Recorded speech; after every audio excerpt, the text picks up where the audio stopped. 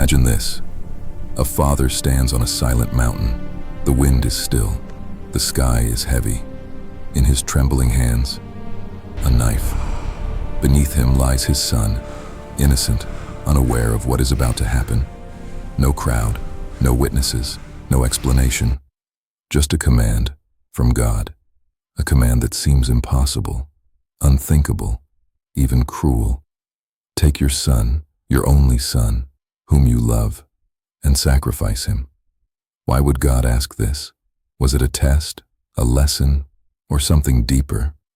Something humanity still struggles to understand? This is one of the most mysterious, emotional, and debated moments in human history, the story of Abraham. And to understand that moment on the mountain, we must go back. Before Abraham became a symbol of faith, he was simply a man named Abram. He lived in the ancient city of Ur, a place filled with towering structures, trade, culture, and countless idols. People worshipped many gods. Statues stood in temples. Rituals were part of daily life. But Abram was different. While others followed traditions, he questioned them. He looked at the idols and wondered, how can something made by human hands control the universe? That question changed everything. One day, Abram heard a voice, clear, powerful, undeniable. It was God. Leave your country, leave your people, leave your father's house, and go to a land I will show you. No map, no destination, no certainty, only a promise. I will make you into a great nation, and through you, all people on earth will be blessed. Abram chose to obey. He left everything behind, his home, his identity, his comfort, and began a journey into the unknown with his wife Sarai and his family. They traveled through unfamiliar lands, facing famine, fear, and uncertainty. There were moments when Abram made mistakes, moments when fear overcame him, but the journey continued. Years passed. The promise remained, but it was not fulfilled.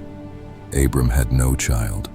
In that time, having no heir meant everything would end with him. His name, his legacy, his future, all uncertain. Then God spoke again.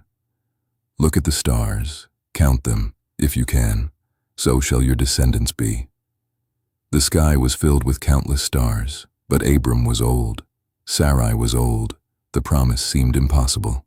Still, Abram believed. But belief was not always steady. Time passed with no child, and doubt began to grow. Sarai suggested that Abram have a child through her servant, Hagar. Abram agreed. A son was born, Ishmael. For a moment it seemed like the promise had been fulfilled. But it wasn't. God had a different plan. Years later, God spoke again. Sarai would have a son, not through Hagar, not through human planning, through Sarai herself, now called Sarah. She laughed when she heard it. How can I have a child at this age? But the answer came, is anything too hard for the Lord? And then the impossible happened. Sarah gave birth, a son. His name was Isaac. He laughs, a miracle child, the promise fulfilled. Years passed. Isaac grew. He became the center of Abraham's life, the proof of God's promise, the future of everything. And then, without warning, the command came. Take your son, your only son Isaac, whom you love, and go to the land of Moriah. Sacrifice him there.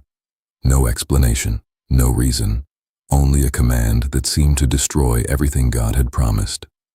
Abraham did not argue. He did not question. He woke early the next morning and prepared for the journey. Inside him, there must have been confusion, fear, and pain, but outwardly, he moved forward. For 3 days, Abraham and Isaac traveled. 3 days of silence, 3 days of thinking, 3 days of struggle. They reached the place. Abraham told the servants to stay behind. He and Isaac walked up the mountain together. Isaac carried the wood. Abraham carried the fire and the knife. Then Isaac spoke. Father, we have the fire and the wood, but where is the lamb for the sacrifice? Abraham replied, God will provide the lamb. They reached the top. Abraham built the altar. He arranged the wood. Then he bound Isaac. Isaac did not resist. There was trust between father and son, between man and God.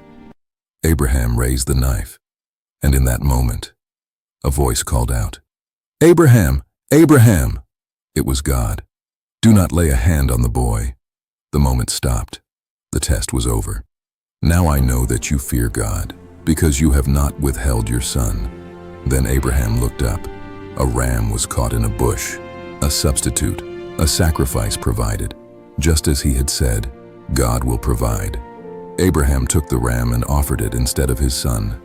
And in that moment, something deeper was revealed. After this, Abraham's story became more than history. It became a symbol, a story remembered across generations, a story that continues to raise questions, challenge beliefs, and inspire faith. Because at its core, this story is not just about Abraham. It is about what it means to trust, even when nothing makes sense. And that question still remains. What would you do if you were in his place?